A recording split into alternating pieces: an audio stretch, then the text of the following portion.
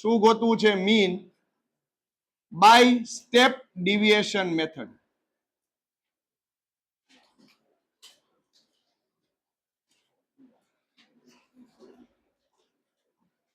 પેલા બધાયનું ધ્યાન ફોકસ અહીંયા હોવું જોઈએ. લખવા કરતા પેલા ધ્યાન આપી દો કે શું કેવા માંગે છે આ મેથડ.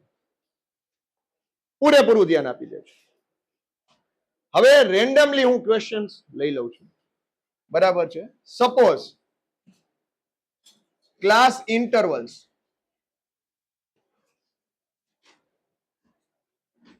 હું લઉં છું 0 to 10, 10 to 20, 20 to 30, 30 to 40, 40 to 50. આ મેં ક્લાસ ઇન્ટરવલ્સ લીધા. એની સાથે હું ફ્રીક્વન્સી લઉં છું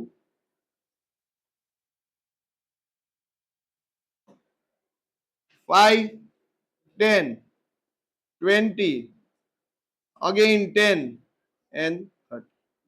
આ મેં ક્વેશ્ચન લીધો. હવે તમને બધાને ખબર છે કે ફ્રીક્વન્સીને રિપ્રેઝન્ટ કરવા માટેનો સિમ્બોલ થાય fi.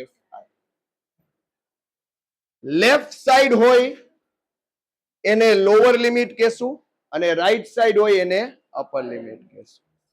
અને જ્યારે પણ મીન ફાઇન્ડ કરવાનો સમ આવે ત્યારે તમને ખબર છે કે સ્ટેપ 1 3 મેથડમાં સેમ રહેશે to find class marks.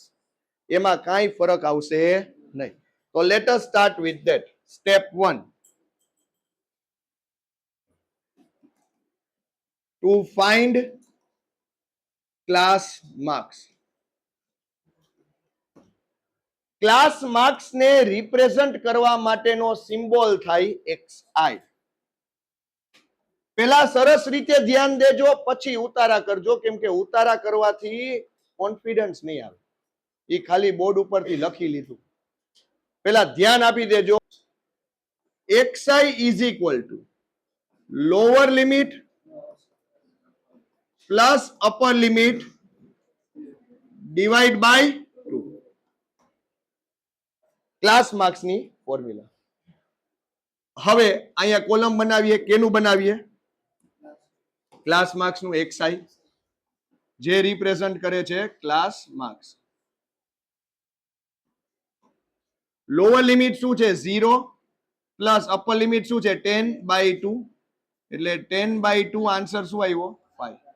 Similarly 10 plus 20/2, 30/2, 15.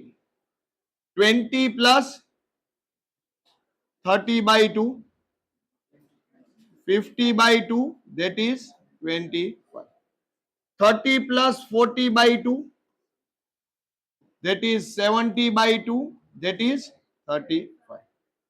40 plus 50/2, that is 90/2, that is 40. પેલા સ્ટેપમાં કોઈને કઈ પ્રશ્ન? ક્લાસ માર્ક્સ ગોઈતો. આમાં તમે એટલીસ્ટ પ્રો થઈ ગયા હોવા જોઈએ. Step 2 to find a assumed mean. To find a શું સ્ટેન્ડ કરે છે? a is what? assumed mean.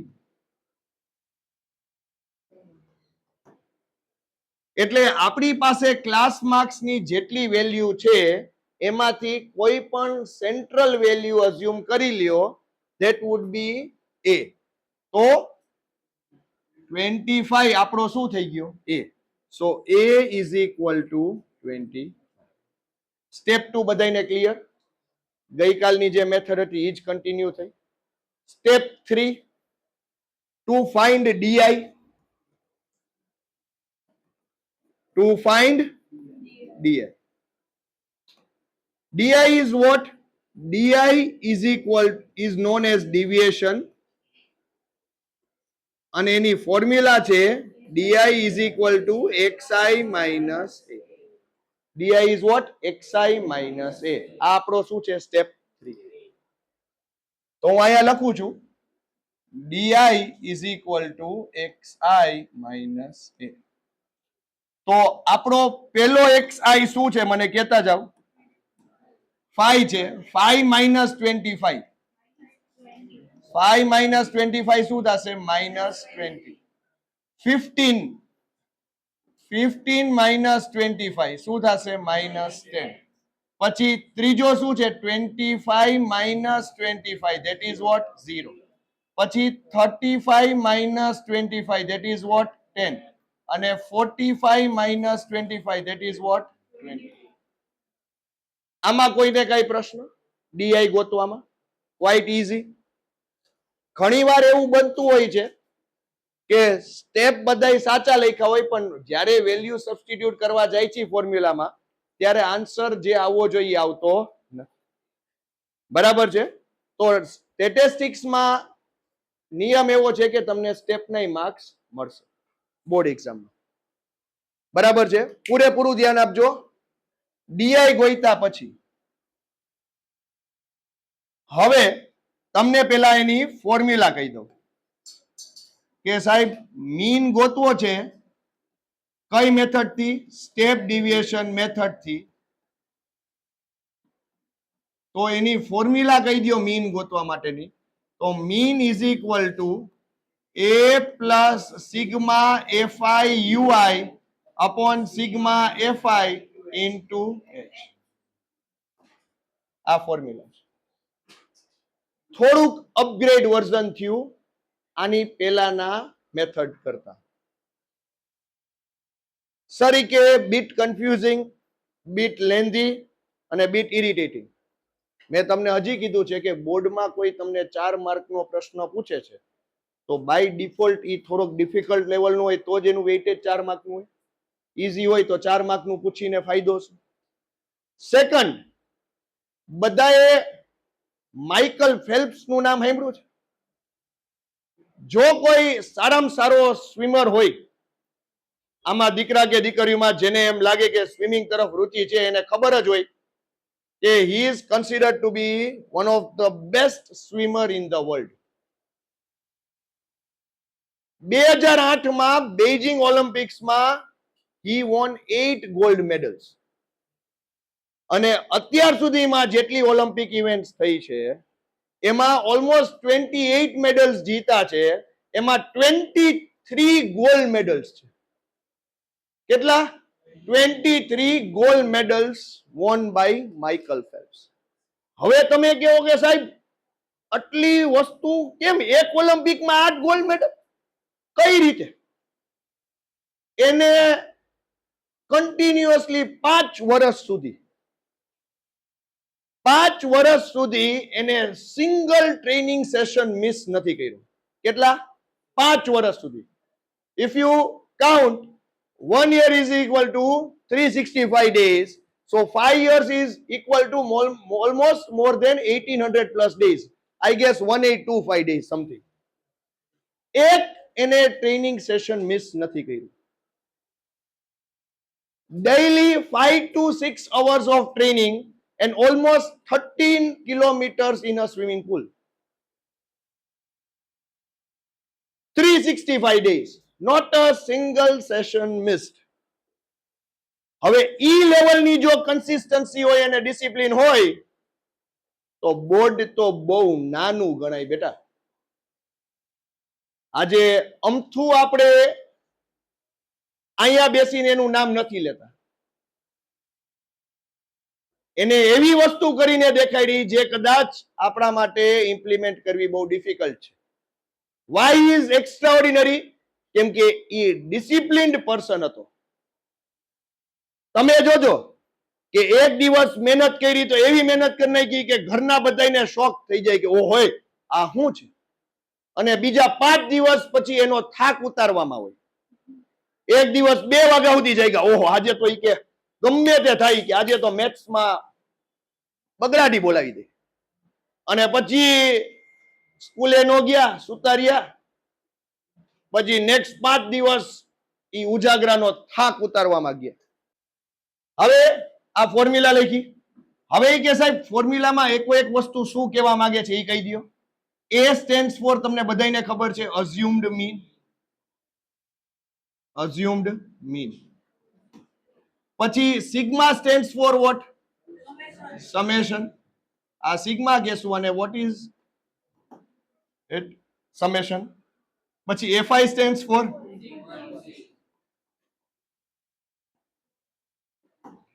હવે એક નવો ટર્મ ઇન્ટ્રોડ્યુસ થયો આલ્ફાબેટ UI.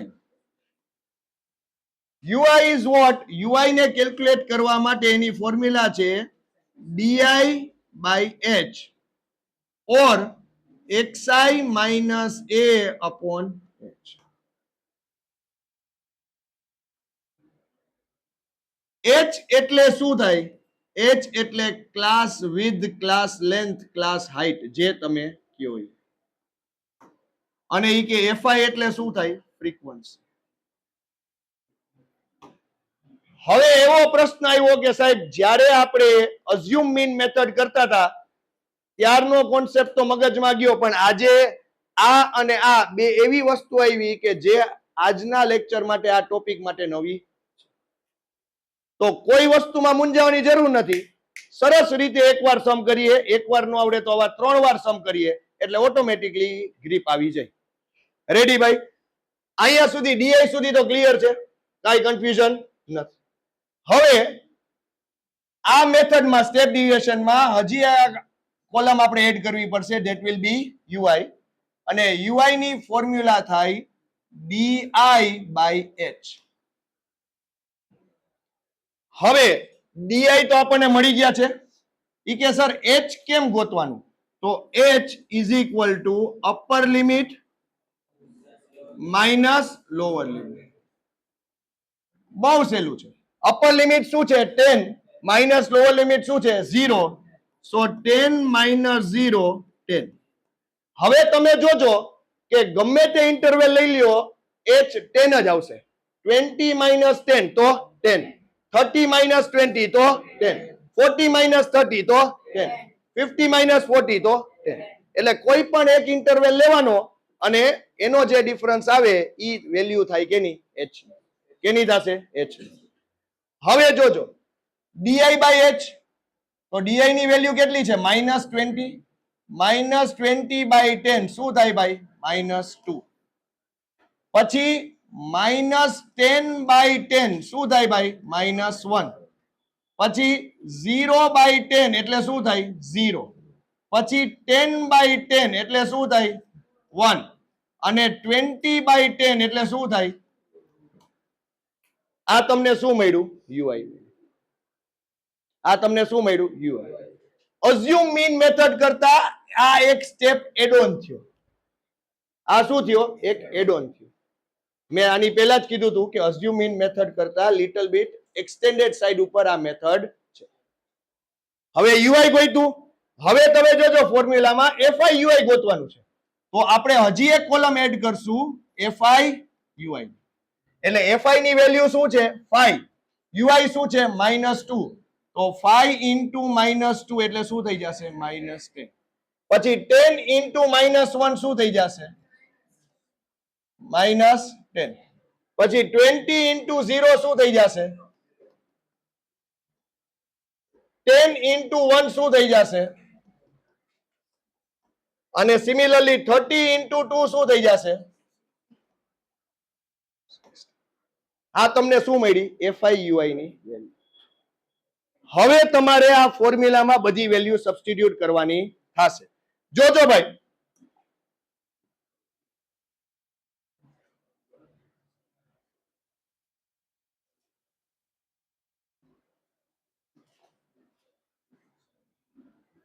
ફોર્મ્યુલા હું પાછી લખું છું.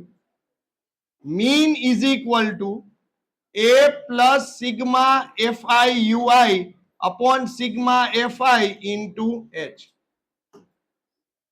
હવે એની વેલ્યુ તમને ખબર છે કે નથી ખબર? ખબર છે. આપણે શું અઝ્યુમ કરી હતી? 25 પ્લસ સિગ્મા fi UI એટલે આનું ટોટલ કરવું પડશે. સિગ્મા fi UI તો શું થશે ભાઈ? -10 ઇન્ટુ -10 શું થશે? -20. 10 plus 60 70. શું આન્સર આવ્યો? 50. સિગ્મા fi શું થશે ભાઈ? શું આન્સર આવે છે? 75. ફ્રીક્વન્સી નો ટોટલ આપણને આવે છે 75 ઇન્ટુ h. h શું છે 10. હવે આપણે કેન્સલ કરવાની ટ્રાય કરીએ. 5 કેટલા સા 15 સા 5 કેટલા સા 10 સા 5 5 2 સા એટલે શું થયું 25 પ્લસ 20/3 25 પ્લસ શું થશે ભાઈ 3 6 ઝા 18 20 6.66 સમથિંગ ચાલુ રહેશે એટલે શું થશે 31.6.